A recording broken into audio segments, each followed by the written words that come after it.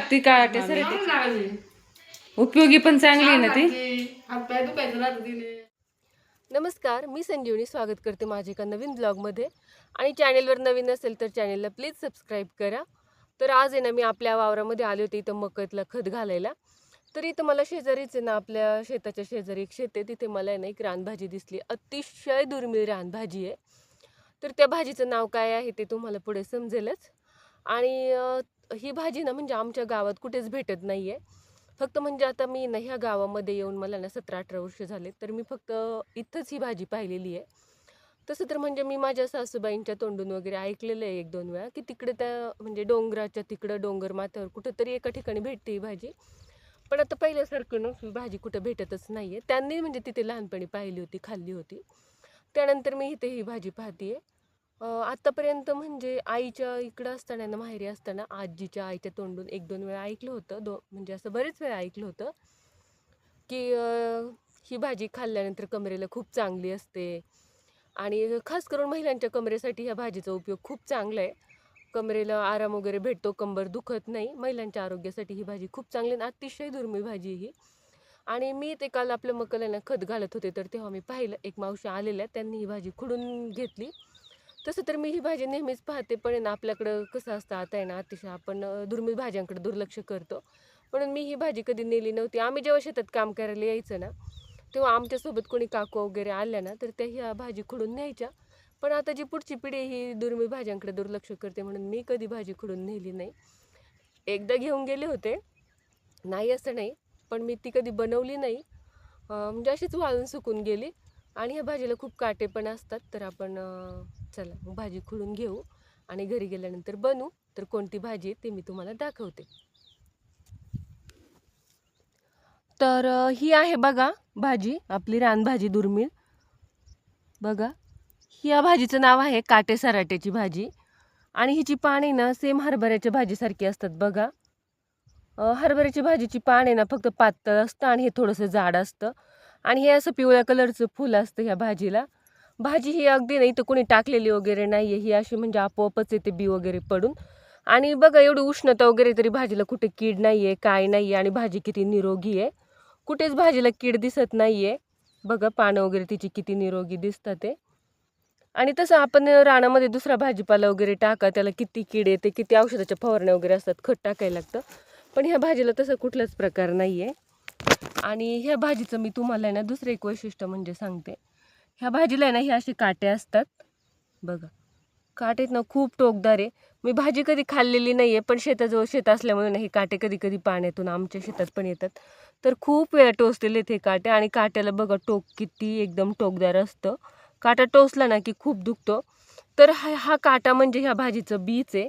हा काटा पडला ना जमिनीत तर पुन्हा त्याच्यापासून दुसरं झाड तयार होतं. तर ही अशी आहे भाजी काटा सराट्याची.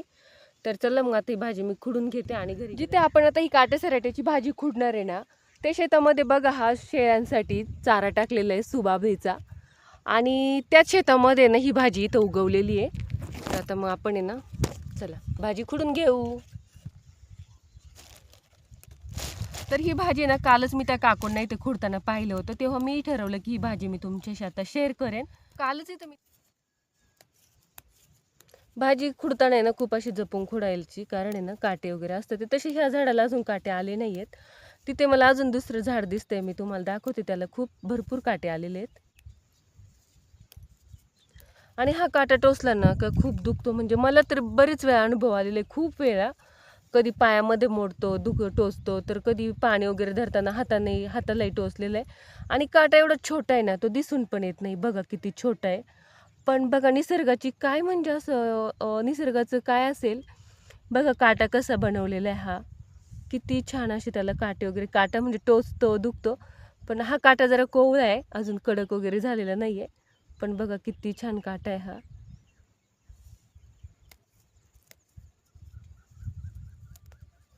आमच्या इथे ज्या काकू नेहमी ही भाजी बनवतात, खातात, आपण त्यांचीही गाठभेट घेऊन आहे ना त्या भाजीविषयी आहे ना, या भाजीविषयी आपण त्यांच्याकडून अजून काही माहिती मिळते का ते पाहू. अजून कोणत्या आजारावर चालते का, किंवा अजून कशासाठी उपयोगी येते तेही आपण त्यांच्याकडून माहिती घेऊ.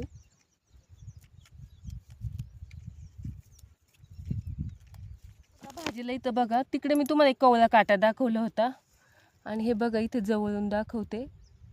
हा काटा बघा किती कडक आहे बघा. खूप काटेले ना, खूप टोकदार असे काटे आहेत. कदाचित काही जणांना जे माझा व्हिडिओ पाहत असतील त्यांना कदाचित हे काटे माहीत नसतील. म्हणजे काटा फक्त आपण 2 टोकाचा पाहतो, बाभळीचा वगैरे. पण हा काटा बघा कसा आहे. इकडनं ह्याला गोल आणि ह्या पाकळ्या पाकळ्या आहेत, इकडनं ही टोकं आणि खालीहूनही त्याला तसंच म्हणजे डबल ह्याचं काटा आहे हा. तर हा कसं आहे, हा काटा आणि जेव्हा जो मातीत पडतो तेव्हा त्याच्यापासून पुन्हा नवीन झाड तयार होणार. असं काही ह्या झाडाचे बी आहेत.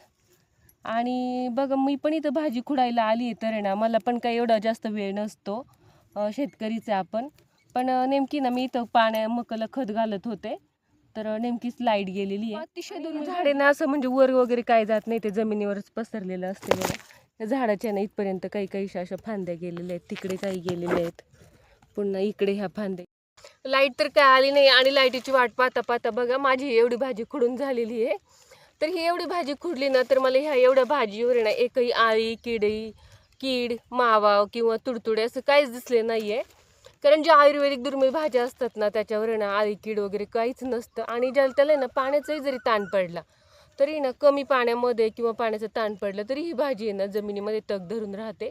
पाण्याशिवाय ही भाजी जगते. म्हणजे बरेच दिवसापर्यंत आहे ना बिना पाण्याचं ती टिकू शकते, अशी ही भाजी आहे. आणि बघा ही एवढी मी भाजी खुडून झालेली आहे माझी. तर आता लाईट येईन तेव्हा मी थोडंसं पाणी धरते, घरी जाऊ आणि ही भाजी बनवू.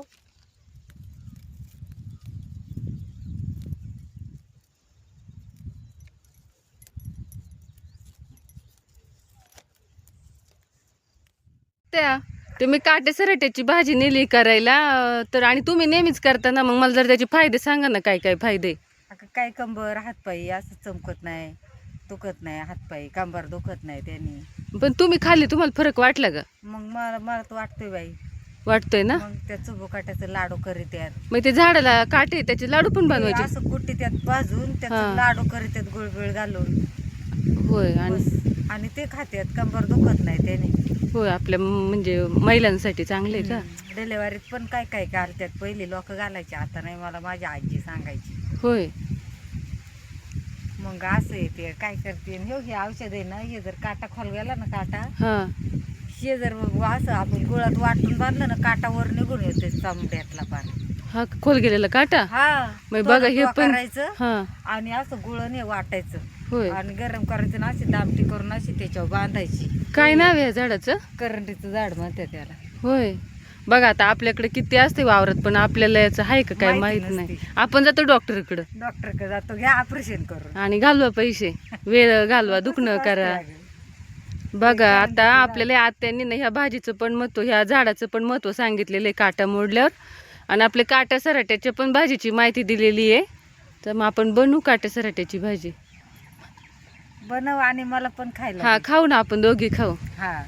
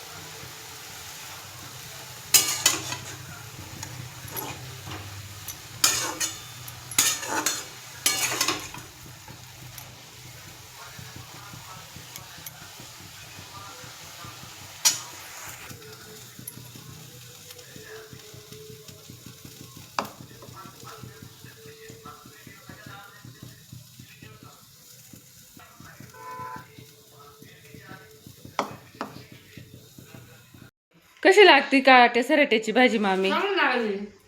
उपयोगी पण चांगली आहे ना ती. हात पाय दुखायचं राहतं तिने.